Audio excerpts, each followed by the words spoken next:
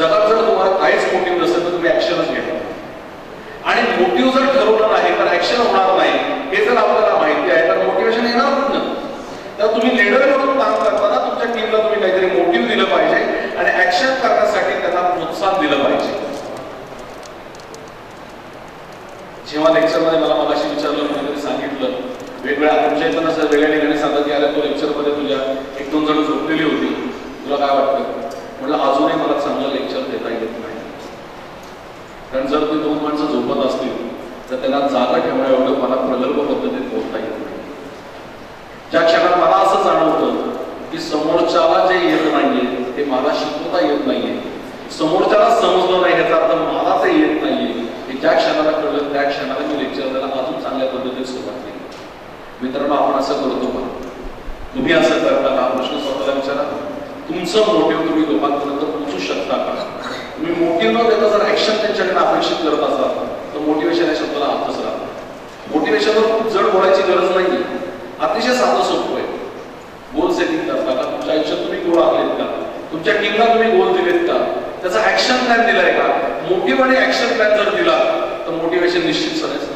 अजित तेंडुलकर नावाचा एक होता, त्याला क्रिकेटची प्रचंड आवड होती. त्याचा मोटिव्ह होतं की त्याला नाही चांगला प्लेअर व्हावा, पण त्याला त्याची लिमिटेशन्स माहिती होती आणि त्याला कळलं की आपण लहानपणी चांगला क्रिकेट खेळतो, आयुष्यभर त्याच्या पाठीशी उभा राहिला.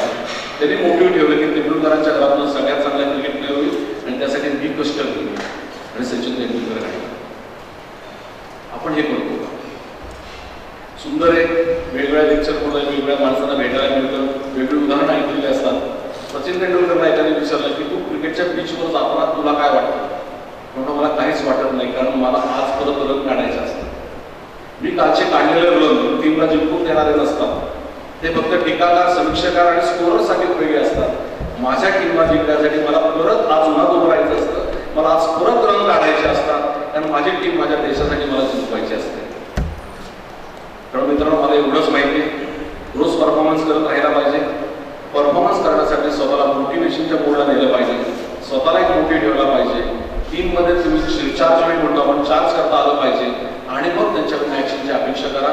म्हणजे सरांनी जे इतकी सगळी लेक्चर आयोजित केलेली आहे, ज्या ज्या सरांनी तुमच्या वरिष्ठांनी घडं काढल्याने त्यांचा इप्सित साध्य होईल आणि मी तुमच्यासमोर जे लेक्चर दिलेलं आहे त्याचा मोटिव्ह कुठेतरी पूर्ण होईल असं मला वाटतं. परत एकदा आपण सगळ्यांनी माझं लेक्चर ऐकून घेतलं. ज्या ज्या लोकांनी माझं लेक्चर ठेवण्यासाठी कष्ट घेतलं, म्हणजे जे अगदी मला पुण्यापासून घ्यायला आले, ज्यांनी माझी काम राहायची अतिशय सुंदर सोय केली,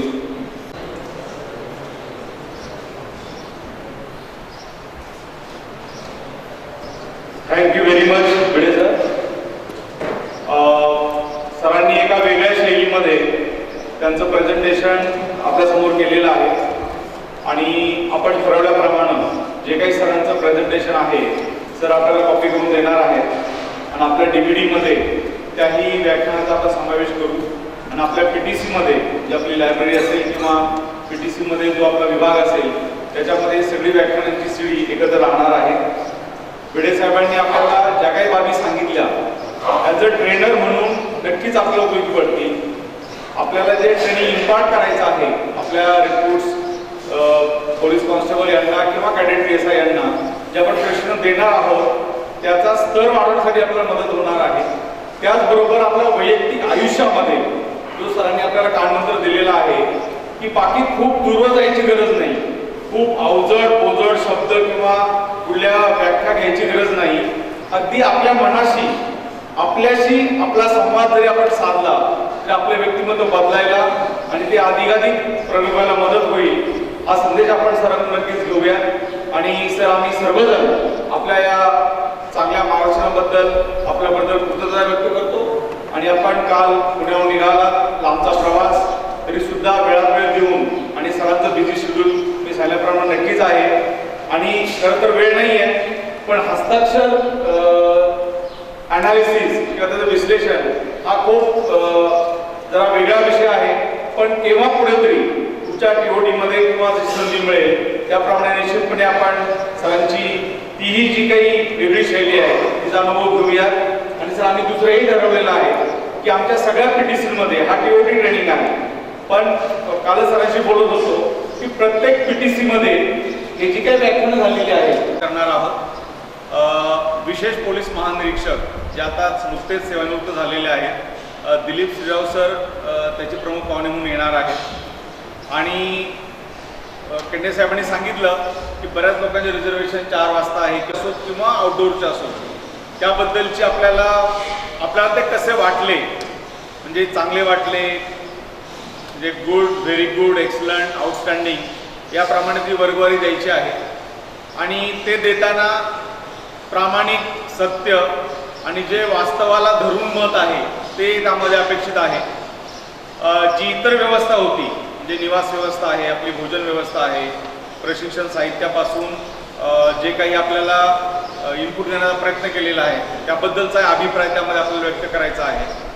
आणि सगळ्यात महत्त्वाचं जे आपण पहिल्या दिवशी बोललो, ह्या एकूणच आपल्या रोलबद्दल, जो आपल्या DDIचा रोल आहे किंवा या बाह्य वर्गाची जी काही आपल्याला जबाबदारी देण्यात आलेली आहे ती अधिक चांगली कशी पार पाडता येईल याबद्दलच्या आपले अभिप्राय असतील, सूचना असतील, किंवा आपल्याला काही गोष्टींबद्दल अति दुःख वाटत असेल, सिस्टममध्ये काही गोष्टी अशा असू शकतात की किंवा काही चुकीच्या प्रथा परंपरा असतात, त्याबद्दल आपली प्रतिकूल किंवा विरोधी मत असतील, सरांची अशा अपेक्षा आहे की ते प्रत्येकाने न घाबरता, न डगमगता, निर्भीडपणे त्यामध्ये आपण उल्लेख केला पाहिजे।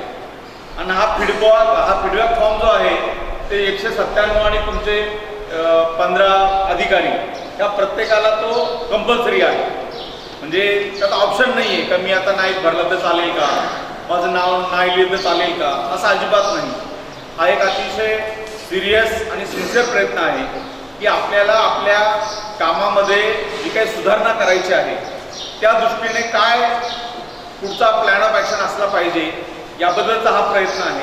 आणि म्हणून हा फीडबॅक फॉर्म दुपारी आपल्याला मिळाल्यानंतर आपण इथे बसून भरा, रूमवर गेल्यानंतर तुमचा जो काही फावला वेळ आहे, निवांत वेळ आहे, आठवून त्यामध्ये लिहा।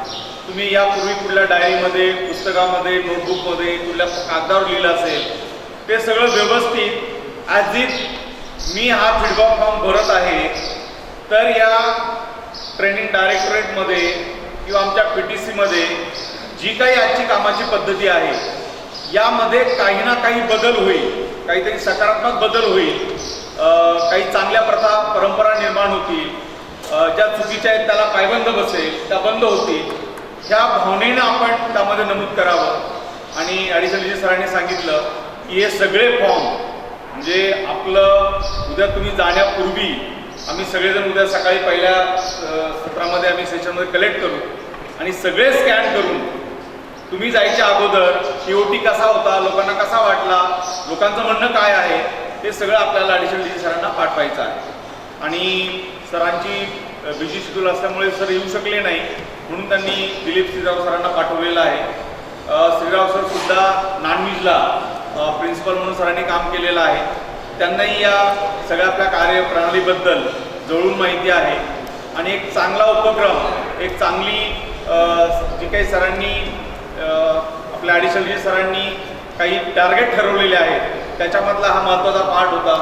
आपण पाहिले MPAमध्ये मला वाटतं पहिले 2 आणि आताचे 2 इंडोर अधिकाऱ्यांसाठी 4 POT कोर्सेस झालेले आहेत। आता आउटडोअरसाठी आपला हा पहिला, आणि मला वाटतं सर संख्येने जरा जास्त आहे, म्हणजे जवळ 212 एकूण अधिकारी कर्मचारी इथे या ठिकाणी आलेले आहेत। एक चांगली सुरुवात आहे आणि मी म्हणाल्याप्रमाणे असे TOT कोर्सेस याही पुढे होत राहतील। आणि जी पहिल्या दिवशी आपण जी चर्चा केली त्या अनुषंगाने बऱ्याचशा बाबी चर्चेमध्ये लोकांशी जे आपण बोलतो आहे त्यामध्ये समोर येत आहे, पण निश्चितपणे